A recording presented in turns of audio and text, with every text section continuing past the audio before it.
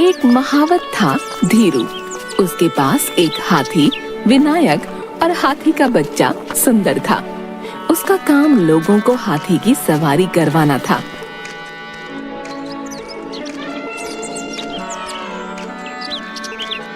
वह गांवों में जाकर अपने रिश्तेदारों के घर महीने भर रहता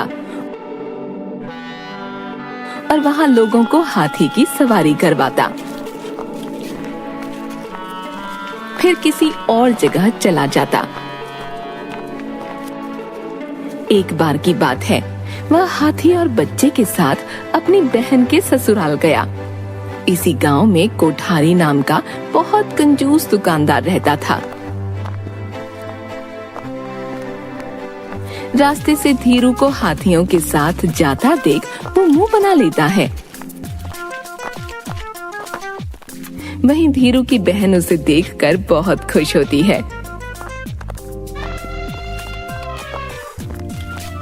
अरे भैया, आप इस बार पूरे 1 साल बाद आए हो। क्या करूं, काम के सिलसिले में गांव-गांव घूमना पड़ता है, इसलिए नहीं आ पाया।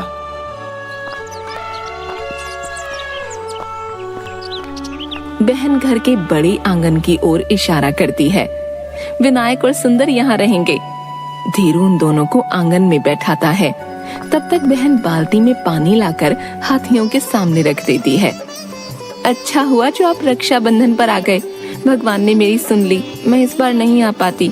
बाबा की तबीयत खराब है। क्या हुआ तुम्हें? महीने भर से बिस्तर पर हैं। अब इस हालत में उन्हें ऐसे छोड़कर नहीं आ सकती थी। मैं आ ही गया हूँ, तुम उनका ध्यान रखो। अगले दिन धीरू विनायक और सुंदर को लेकर गांव में निकलता है। उन्हें देखकर एक बच्चा जोर से चिल्लाता है, देखो देखो, धीरू काका हाथी लेकर आ गए। वो भागते हुए पूरे गांव में ये बात फैला देता है।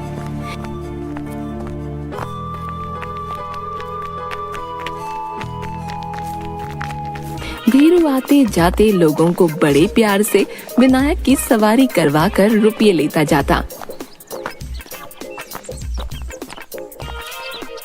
मैं छोटे हाथी पर बैठूंगा। तुम इतने बड़े होकर छोटे पर क्यों बैठोगे? बड़े वाले पर बैठो। वह उसे विनायक की सवारी करा देता है।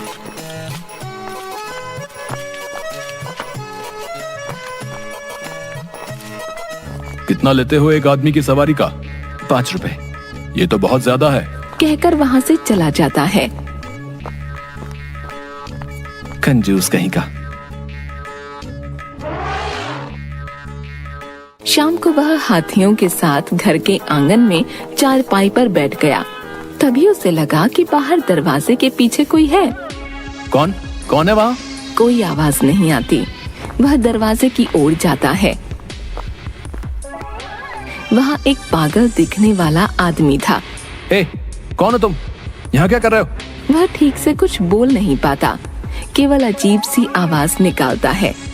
मैं कब से चिल्ला रहा हूँ, सुनाई नहीं देता या पागल हो? उसकी आवाज सुनकर बहन आ जाती है। उस आदमी को देखकर, अरे भैया, इसे कुछ मत कहिए, ये सच में पागल है, इसे कुछ समझ नहीं आता। पागल? हाँ, वो कंजूस दुकान वाला है ना, कोठारी। ये उसी का भाई सुरेश है। उम्र हो गई है पर दिमाग बिल्कुल नहीं है। जाने क्या बड़बड़ करता रहता है बेचारा, ठीक से बोल भी नहीं पाता, कभी भी कहीं भी चला जाता है। हे राम, चलो मैं इसे इसके घर छोड़ आता हूँ। चल आजा। चल आजा। सुरेश डरकर अपने हाथों से मुंह ढक लेता है। छोड़िए भैया इसे, ये अपने आप चला जाएगा, आप आराम करो। धीरू चारपाई पर जाकर लेट जाता है। थोड़ी देर बाद वो उठकर देखता है कि सुरेश सुंदर के साथ खेल रहा है। वह सुंदर की सूंड पर तिलक लगाने का अभिनय करता तो वह सूंड उठाकर जोर से आवाज करता और सुरेश तालियां बजाता। सुरेश सुंदर का पेट सहलाता तो वह अपनी पूंछ जोर से हिलाता और सुरेश अजीब सी आवाज निकालकर जोर से हंसता।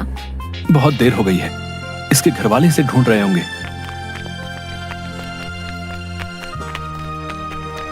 चला घर छोड़ाओ। इस बार वह चलने को तैयार था। सुरेश ने जाते हुए सुंदर को हाथ हिलाकर कहा, टाटा टाटा सुंदर ने सूंड ऊपर करके उसका जवाब दिया। कोठारी के घर में पत्नी उसके कपड़े तह लगाकर रखती है। अरे कंजूस आदमी, अब तो कपड़े खरीद लो, देखो कुर्ते में एक फिर छेद हो गया। इतना सा तो है, सिल दो। इसके लिए नया कुर्ता क्या लेना? मैं नहीं सिलूंगी, अभी परसों ही तो सिला था, ये काम भी खुद ही कर लो। अरे नया कुर्ता लूंगा तो ये छेद क्या सोचेगा कि मैं इससे डर गया? तुम्हारी ये बेसिर पैर की बातें मुझे समझ में नहीं आती। और हाँ सुन लो, कल दलिये में चींटियां हो गईं तो मैंने फेंक दिया, दूसरा ले आना। क्या तुमने उसे फेंक दिया? तो क्या करती? तुम भी ना घर बर्बाद करने पर तुली हो। क्या कहा? मैं घर बर्बाद कर रही हूँ?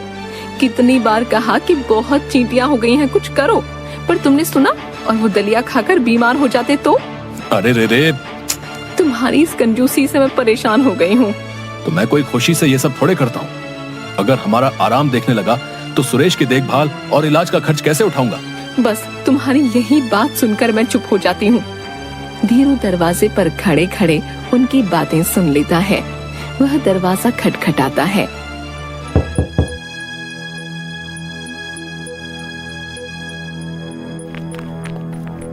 कोठारी बाहर आता है तो देखता है कि धीरू सुरेश को लेकर आया है। अरे महावत, तुम आओ आओ, ये तुम्हें कहाँ मिल गया? माफ करना, अब मेरा भाई कहीं भी निकल जाता है। अब कोई बात नहीं, ये लो इसकी सवारी के, मैं इससे ज्यादा नहीं देने वाला। नहीं रहने दो, इस बेचारे ने तो हाथी की सवारी की ही नहीं, ये तो बस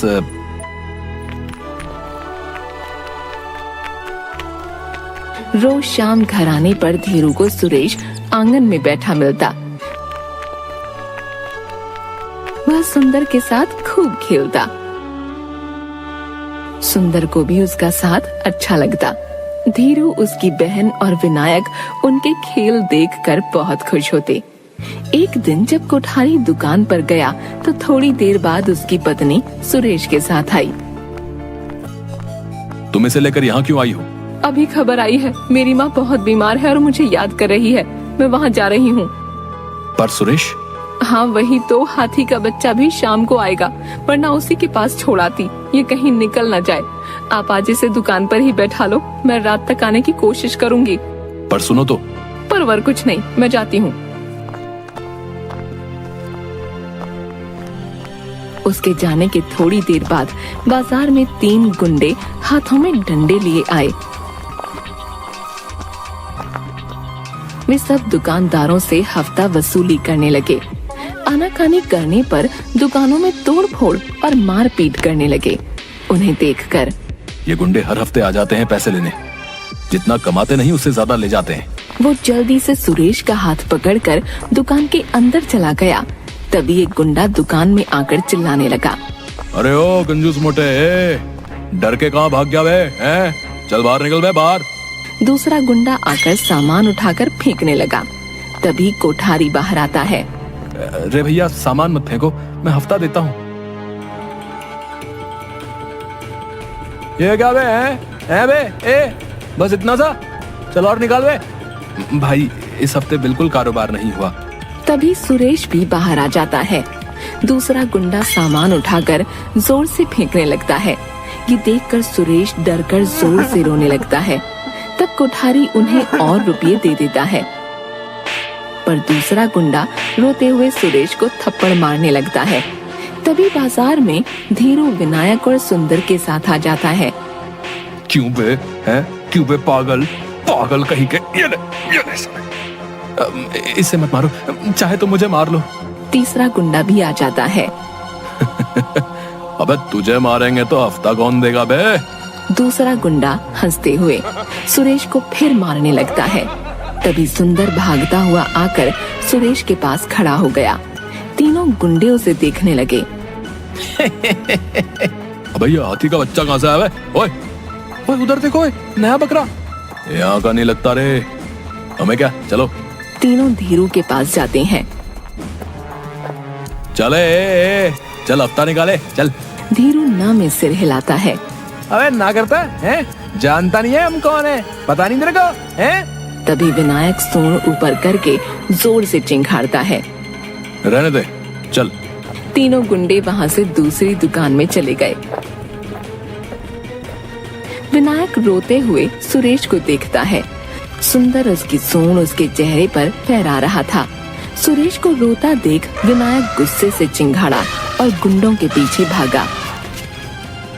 अरे ये हाथी हमारी तरफ ही आ रहा है। तीनों डरकर भागने लगे।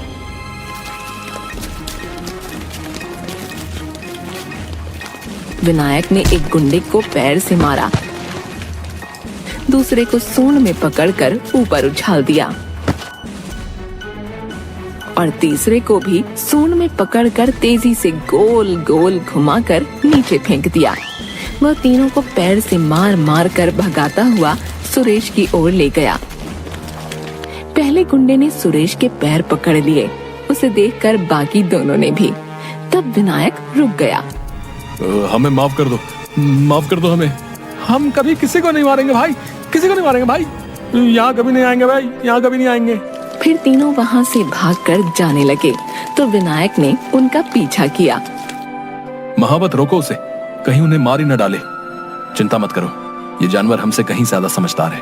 जो बात हम नहीं समझ सकते ये समझ जाते हैं। विनायक उन गुंडों को गांव से बाहर भगाकर ही रुकता है। जब वह वापस बाजार में आया तो सबने रोते हुए तालियां बजाकर उसका स्वागत किया।